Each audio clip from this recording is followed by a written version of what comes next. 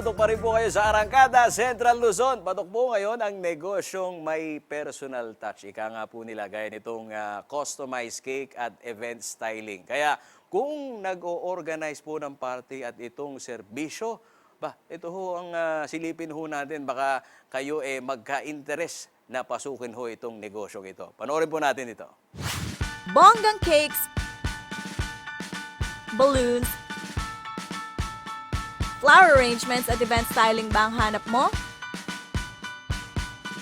Huwag nang magalala dahil sagot na ng Bliss Designs by Ara and Irish ang problema mo.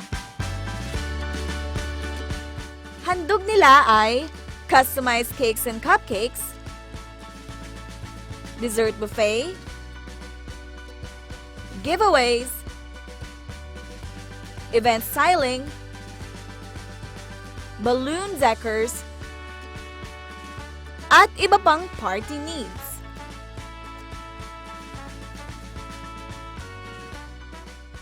Taong 2015 na magsimula ang Bliss Designs na pumatok sa social media at nakahatak na rin ng mga followers, saka nagkaroon ng mga loyal customers.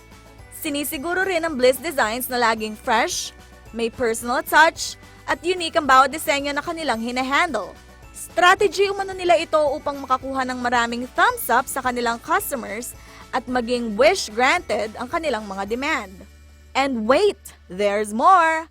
Dahil matitikman na rin ang kanilang mga bestsellers gaya ng ube yema cake, chocolate bliss, lactation cookies, cake balls, at ang all-time favorite ng mga Pinoy, ang brownies. Sa mga gustong magpabook sa kanilang event styling at mag-avail ng kanilang mga products, i-message lamang sila sa kanilang FB page, Bliss Designs by Ara and Irish, at Instagram account na @Bliss Designs by Ara and Irish.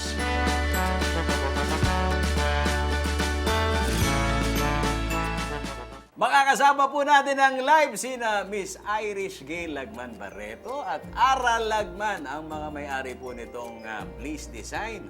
Bumati kayo sa ating mga televiewers at maganda ka pa kayo sa umaga. Ayun sana. Thank you po. Kumusta naman ang buhay? Kumusta? At ito, kaganda nitong mga nakikita kong cake, mga rosas dito sa aking harapan.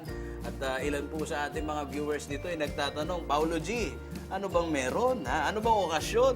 Ito hong mga makakasama ho natin ngayon, pinasok ho nila yung hilig nilang negosyo. At ipapaliwanag sa atin ni Ara at Irish kung paano naging yung hilig ho nila pasukin itong negosyong ito. First, naging hobby lang namin talaga siya. Hobby. Tapos noon yung parang more on, gusto kasi namin talaga, kaming dalawa, parang gusto namin sa mga, yung ma-artsy, yung ganyan, gusto namin ng arts. And ako kasi, personally, gusto ko talaga ng sweets. So, ako sweet tooth eh. Parang gusto ko siyang mas maging, mas i-custom sa kung ano ang Customize nyo. kung ano ang nasa pasok sa panlasa. Panlasa at disenyo. Kasi dyan nang nagkakatalo di ba? Paano yung packaging, paano nyo ilalaban yan sa merkado. So, nung makahiligan nyo na at paano yung umpisa nito? Di ba? Sino yung mga unang kliyente nyo? So parang ganito siya nag-start. So dahil nga kami kasi personally parang sa family namin, sweet person kami, mahilig kami magbigay ng kahit na ano. Tapos ang hilig namin is mag-personalize ng mga gifts para sa family, parts ng family. So ang hilig namin magpa-customize ng flowers, pero yung pag minsan kasi ang limited dahil kung ano lang yung naka-design, yung nasa item sa window, yun lang yung parang nagiging available, which is para sa amin, gusto namin na parang, may gusto namin may ganitong touch, may ganitong color, may ganitong design. So until ginawa namin, kami na yung nag-start. So, ginawa namin, bili kami ng flowers, gawa kami ng cake, and then, dahil doon, parang every now and then, parang naging improve. Tapos parang dahil yung mga pinagbibigyan namin, natutuwa sila, ang nangyari is parang ginuna namin siya. Nag-attend kami ng mga workshops, ng mga trainings, seminars, para ma-enhance, para kasi may mga certain dahil kasi sa family namin, wala namang kasing nagbe-bake talaga or wala namang nagfa-flowers. Though, ang family namin is in line with business, pero hindi kami talaga ganito ka-artsy. Yung mga nanonood ngayon sa atin, gustong-gustong malaman kung paano yung simula ng negosyo yan. Magkano ba kapital? Ha? Yung mga pwede natin bigyan ng inspirasyon. Paano kayo nagsimula? Magkano? Okay, so parang ganito kasi ang nangyari. Dahil si Irish, siyang sister ko, siya ang mahilig sa cakes.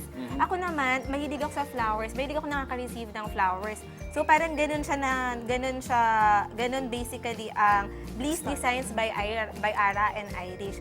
Si Irish, siya ang nagtitake charge all in baking, sa mga cakes, sweets, and Hindi ba malaki cupcakes. puhunan? Ito na nga. So parang dahil doon, parang si Irish nag-start lang muna siya ng kung ano yung dito na, magkano? Nag-start lang ako, kung ano lang yung ingredients. Sa bahay. Actually, sa Kung bahay. ano lang yung meron Kung sa ano lang bahay. meron sa bahay. Improvise lang. Nung nag-start pa lang ako. As in, wala pang gamit, ganyan. Kung meron oven sa bahay lang, ganyan. Yung lang pwedeng magamit sa bahay, yun lang din yung ginagamit ko. Hanggang dun sa nagkaroon nga kami ng mga clients, through referral din ng mga friends namin. Yung parang every time na may nag-order, doon ako kumukuha ng puhunan or doon ako kumukuha ng pambayad, yung mga gamit. Ito, magkano to? Magkano Bali to, yung mga yan, ganitong presyo? actually kasi buttercream yan sa ilalim, tapos fondant sa taas, so 3,000 pesos. Ano to, Mickey Mouse? Opo. Minnie Mouse. Minnie Mouse po siya Minnie sa Mouse. taas. Tapos may rosette. Patok na patok po yung design na yan sa mga clients. Mukhang masarap. Ibig sabihin, may signature kayo nagawa niyo. Opo. Yes, Lahat yes. ilalagay niyo sa box. Okay. Dito siya pang isang na-start. cake. Ano naman to? Bali, ano po to? All fondant po siya. Princess team naman po. O yung And malaking then cake na ito, yun, for- di ba kamahalan niya? Ito po for wedding naman. Pati wedding, kaya niyo na rin. Opo, for wedding naman. Bali, ito for wedding. Ito po Sa for halagang buko. magkano ang sinimulan yung puhunan? Ayan.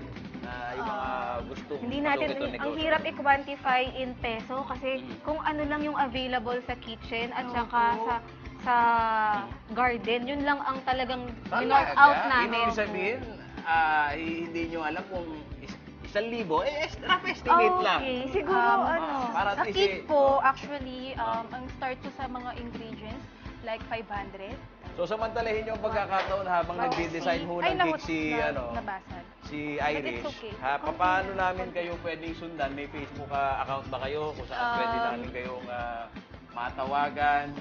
You can follow and check our Facebook and Instagram para po makita nyo dun yung mga portfolios namin, yung mga dating mga designs namin. So, nandun po lahat. Paano pala umorder sa inyo? Kumare, kailangan nila ng 3 days before the event.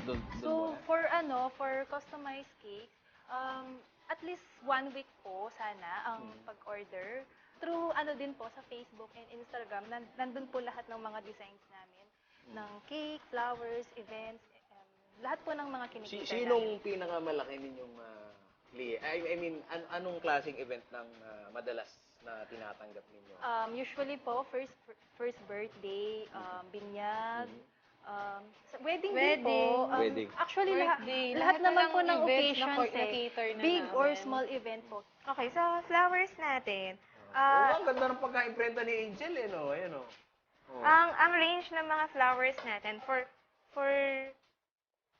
bouquet natin is around 1.5 to 1.8. Tapos Ang mura 12 roses. naman. Baka For- bibili yan si Kuya Joey Hernal. Ano magkano? 1.5? 1.5 to Bigyan mo ng 1.8. We are inviting you to check and follow our Instagram and Facebook page. It's Bliss Designs by Ara and Irish. If mag-order po kayo, you can send us a message po. Either dun sa Facebook page or Instagram page po namin. Ayun. Maraming salamat sa inyo, Irish at Ara. Yan ho ang mga inspirasyon ho natin, ha. Yung magkapatid dyan na umaasa ho na bukas makalawa sila yayaman at magkakaroon ho ng magandang kapalaran, ha. Huwag kayong puro negative, ha. Kita nyo ho, sinimulan nila sa wala at eto ngayon, nakakatanggap sila ng maraming imbitasyon at mga kliyente mula pa lamang po yan sa online. Kaya, ang iba pa pong malalaking balita ho natin, abangan ho ninyo sa aming pagbabalik.